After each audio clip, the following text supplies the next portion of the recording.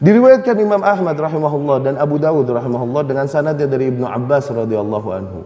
Ibnu Abbas bercerita suatu hari wajadu imra'atan maqtulah. Mereka menemukan seorang wanita terbunuh, jasad wanita dibunuh. Fi zamanin Nabi sallallahu alaihi wasallam, zaman Nabi sallallahu alaihi wasallam. Dilaporkan hal itu pada Nabi sallallahu alaihi wasallam. Oke? Dan akhirnya Nabi pun sallallahu alaihi wasallam mengumpulkan penduduk Madinah. Mengumpulkan penduduk Madinah dan kemudian Nabi bertanya langsung kepada mereka, siapa yang membunuh wanita ini? Berdiri dan mengaku. Anshudu billahi rajulan qatala hadhihi al-mar'ah illa wa yaqum wa yaqul ana alladhi qataltuha. Ngaku, ayo.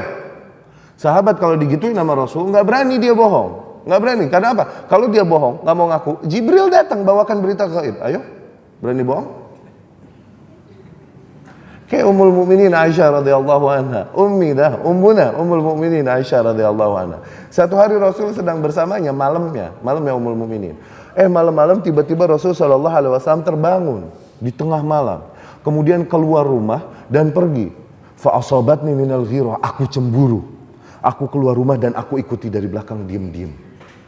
Ternyata Rasul sallallahu alaihi wasallam ke Baqi' dan dia mendoakan para penduduk Baqi'. Ternyata disuruh Allah ke situ malam itu, gitulah. Tayyib. Oh, ke Baqi'. Kemudian ketika Rasul berbalik dan mau kembali ke rumah, aku lihat, aku lari buru-buru duluan, aku tidur lagi di tempatku. Rasul pun masuk sallallahu alaihi wasallam dan kemudian kembali tidur di sampingku. Dia lihat aku ngos-ngosan.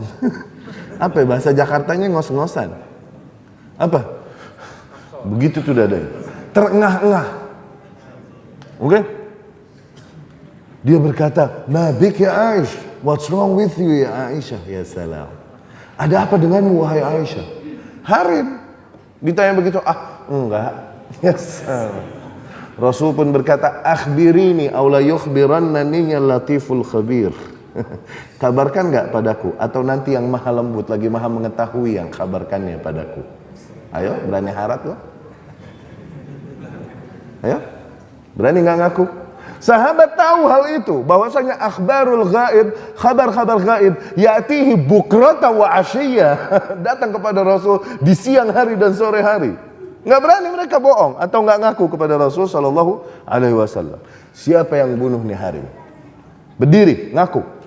Faqama rajulun a'ma yatazalzal. Berdirilah seorang tua, seorang lelaki buta dan bergetar ketakutan. Dipanggil, disidang. Ente yang bunuh? Iya. Kenapa bunuh? Barulah nih lelaki menceritakan kisahnya. Lihat. Amma innaha kanat zaujati. Dia nih istriku. Wa kanat baratan biya. Betapa dia berbakti dengan baik kepadaku. Mushfiqatan alayya. Betapa dia sayang kepadaku, melayaniku dengan baik. Wali minha waladan kallu'lu'atain. Bahkan aku punya 2 anak darinya, bagaikan permata bagi hatiku. Lihat, orang buta dapat harim segininya, bersyukur gak? Bersyukur bener. Yang melek belum tentu dapat yang segini. Iya gak? Walakinnaha kanat taqa' fik, tapi dia seringkali menghinamu ya Rasul. Wa tashtumu fik, dan mencercamu. Kuntu nahaituha anha walam tantahi. Aku sudah larang dia berkali-kali, tapi tak kunjung dia berhenti. Sehingga satu malam dia hina engkau dengan hinaan yang aku tak sabar lagi mendengarnya. Maka ketika dia tidur, aku jadikan pisau di perutnya dan aku tindih dengan tubuhku sendiri sampai dia mati. Oke. Akhirnya Rasul pun berkata, la nashhad anna damaha hadar. Kalau memang begitu berarti kita bersaksi bahwa darah wanita ini tidak ada harganya, yakni darah yang hadar, darah yang tidak dituntut kisos darinya, darah yang memang pantas ditumpahkan. Yang membunuhnya dapat pahala, suaminya dapat pahala. Lihat. Fikih lagi, fikih. Seseorang bertanya, ini bukan pemerintah yang ngebunuh, kok boleh? Nah, kalau pemerintah menetapkan hukum itu, thayyib, maka pada intinya tidak boleh rakyat dengan main hakim sendiri melakukan hal itu. Intinya nggak boleh. Namun kalau sampai hal itu terjadi, maka ditangkap, diteliti, benar nggak? kau membunuh dia karena dia menghina Rasul SAW dan lain-lain. Nanti diteliti, dan pada zaman itu kedustaan sangat jarang di generasi sahabat. Kenapa? Semuanya adil. Diteliti dulu, apakah benar karena menghinanya? Mana saksi lain bahwasanya nih orang selalu menghina Rasul sehingga kau bunuh dia, gitu loh. Dikarenakan apabila dibiarkan demikian, seseorang main hakim sendiri membunuh orang yang menghina Rasul SAW, akhirnya nanti jadi kacau.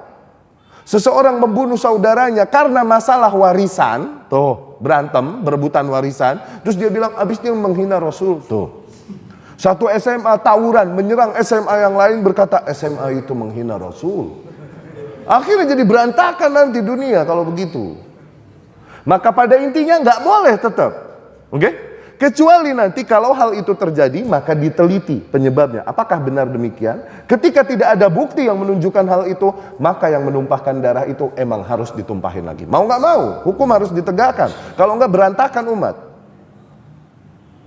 Dapat difahami supaya nggak kusut fikihnya. Tayyib, fikih hudud, had. Dan sekali lagi, had ini sebagaimana had-had lain di dalam syariat Islam. Potong tangan, cambuk, rajam, hanya boleh didirikan oleh pemerintah yang berlaku. Ketika pemerintah tadi mendirikannya, maka tak ada hak bagi awam untuk melaksanakan hal itu. Oke? Tayyib, dapat difahami ya?